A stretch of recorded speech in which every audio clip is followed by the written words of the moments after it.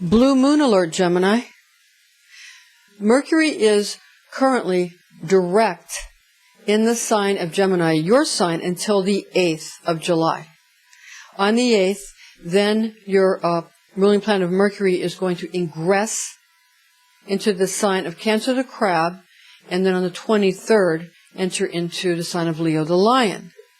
This is especially important since during the time when Mercury is in the sign of Cancer, also during that time on the 15th, there's going to be a new moon in Cancer. So this new moon will affect you in a more powerful way. The influence will be even more powerful than it normally would be.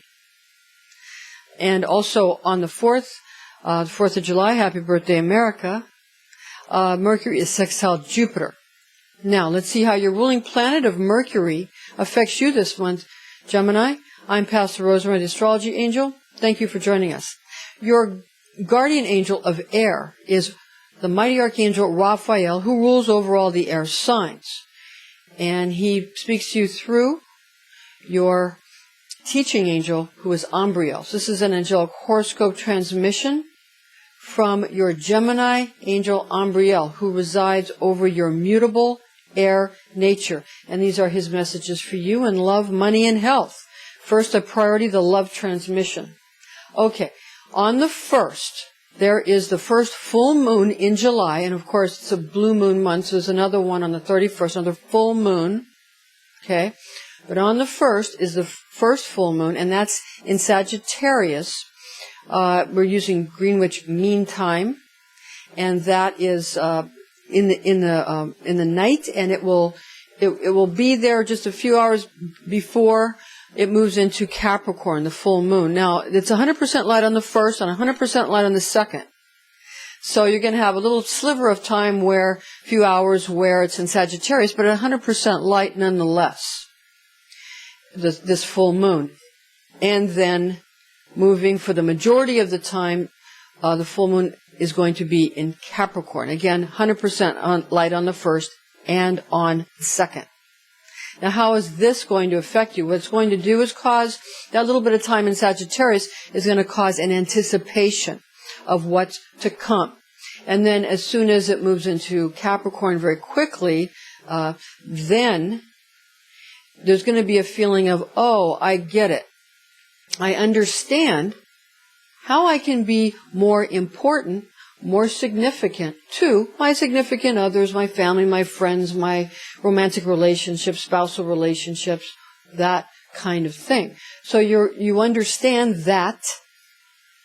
You're going to be able to figure out in a common sense way how exactly to sort of use the building blocks of relationships to build relationships that will stand together for a long time to come. And the glue, the universal glue, they say, is love. That needs to be the actions that you take to build relationships with others. Because relationships take time and actions and trust. And with time and actions, trust is built. And again, love is the what holds these building blocks of relationships together. But love is not just some syrupy emotion that we're going to get into in a little while here because of the new moon and how it's going to affect you. But love is actually built through what people, not what they say they're going to do, but what they do. What do people actually do? Is how you know a person. You know them by what they do, by their actions. That's how you can tell what they're all about. Then you're going to come into a more full understanding of this, and you're going to be able to apply this very methodically in a way that will increase, again, your status, your importance, your significance in the lives of those you care about the most. Now, on the 15th, that's when we have this new moon in Cancer, the crab, and that's going to create a lot of sloppy emotions. And with Mercury ingressing into Cancer, the crab, on the 8th and there till the 23rd, direct, luckily, we're not going to have such nostalgic sloppy emotions because it's direct, but you will have maybe crocodile tears nonetheless, or others who are important to you will have a lot of crocodile tears. So these are simply tears. It's not, though, this isn't a full moon aspect. This is a new moon, when people are more introverted and people keep their feelings to themselves a little bit. And just remember, Gemini, when people are running away from you, that means they're falling in love. And when they're running towards you, that means they're falling in lust. So that will help you understand people's behavior. Okay. So you have to figure out what you want. You know, do you want them to love you, or do you want them to have more passionate inklings towards you or intentions? So you have to figure out what you want first. All right. Now, so these sloppy, messy emotions. This is a time to plant ideas into the hearts and minds of those you want to influence. That'll be very good. On the 31st, we have the blue moon, the second full moon in July, in the sign of Aquarius, the water bearer. And this is going to cause an intense releasing of all the good, positive karma that Gemini, the twins, has built up over various and many incarnations, or if you're someone that has managed to fit in all your incarnations into just one lifetime, which some people do, it's up to you, whatever you prefer, then still, past good karma is now freed up. So this is sort of a time when things that your good deeds that you've done for others, which have been sort of, that you've been given merit for, in the Book of the Lamb, if you will. This stockpiling of good deeds in the romance or family or friendship area of your life, you can now reap the rewards. But this is going to be happening for a lot of other people too. So you might want to find out where your moon is to find out who gets extra rewards. You know, like someone with their moon in Aquarius could end up with extra rewards at this time. So you want to find out where your moon is, and you want to get your astrocartography done so you know what affects who where, because where you live affects you, and it affects your relationships, and affects how your life plays out. So you can be more mindful of how you're storing up karma, be it good or bad, demerits or merits. So again, this is a time when people are going to want to call in favors. They're going to want you to do favors for them, and you're going to want them to do favors for you. And everybody's got their mental tally sheet, if you will, where they think, well, I did this for this. So right now, it's a good time to you scratch your, my back, I'll scratch yours, that kind of a thing is what will be the best way to go about it at this time, again, because everybody's kind of in the same boat. Okay? So again, on the 15th, you want to plant in people's minds, win hearts and minds by planting the seed of what you want them to do on the 15th. Remember, you have extra power on the new moon because Mercury will be transiting through the same as the new moon Cancer the Crab, okay, at that time. Again, to go into Leo on the 23rd.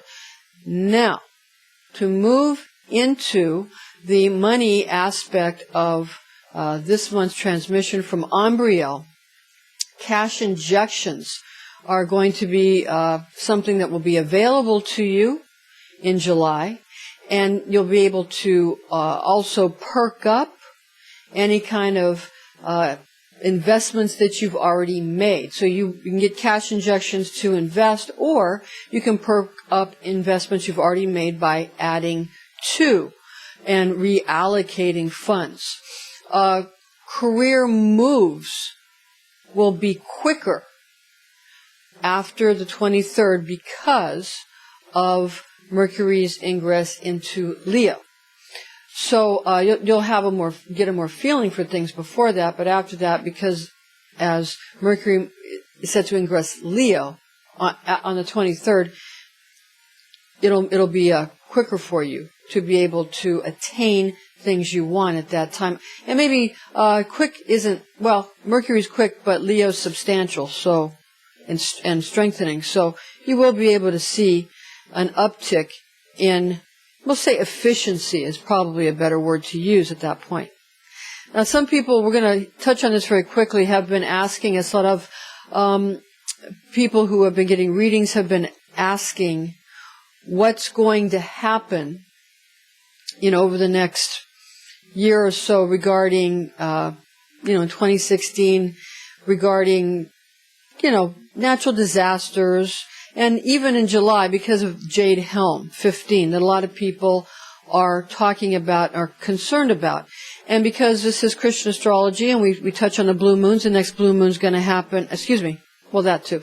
But because of the blue moon this month, but also because of the blood moon, on the 27th of September 2015, according to the Greenwich Mean Time, according to that, a lot of Christians are concerned about what's going to happen, and with JADE HELM 15, and just a lot of kind of hype right now. And there's been a lot of hype with a lot of things, but then things do happen. Like people say, was 2012 going to be like 2000, Y2K, I think it was. And nothing happened in the year 2000, so to speak. But in 2001, something did happen, something very big. So you understand that they sort of, what the powers that be probably do, I'm just surmising, is they probably try to train people, if you will, or acclimate people, if you will, to what's going to happen to get them through as safely as possible.